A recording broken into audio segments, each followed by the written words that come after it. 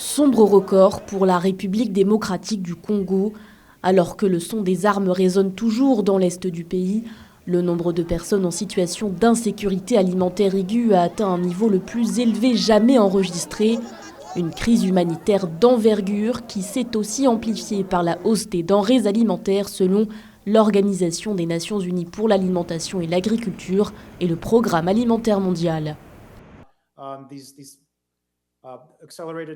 Depuis décembre, nous constatons une accélération des déplacements dans l'est de la République démocratique du Congo. Les échanges commerciaux sont perturbés, les banques de l'est du pays sont fermées.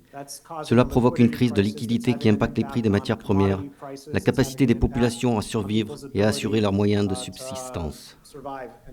Un tableau lugubre de nouveau présenté au Conseil de sécurité de l'ONU ce 27 mars. Les membres de l'organe onusien se sont réunis pour faire un point sur la situation sécuritaire depuis l'adoption en février dernier de la résolution 2773. Résolution qui, sur papier, invite toutes les parties en conflit à la conclusion d'un cessez-le-feu. Mais sur le terrain, les hostilités se poursuivent. Malgré d'importants efforts régionaux et internationaux, le cessez-le-feu immédiat et inconditionnel demandé par la communauté de l'Afrique de l'Est, la communauté de développement de l'Afrique australe, l'Union africaine, la résolution 2773 du Conseil de sécurité et plus récemment sous les auspices du Qatar ne s'est pas encore concrétisé.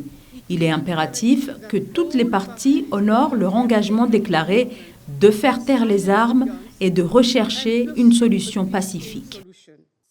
Une plaidoirie ferme donnée en présence du ministre rwandais des Affaires étrangères, Olivier Nduhungirehe, le chef de la diplomatie rwandaise qui, lors d'une conférence de presse, a taclé la MONUSCO, la qualifiant de passive.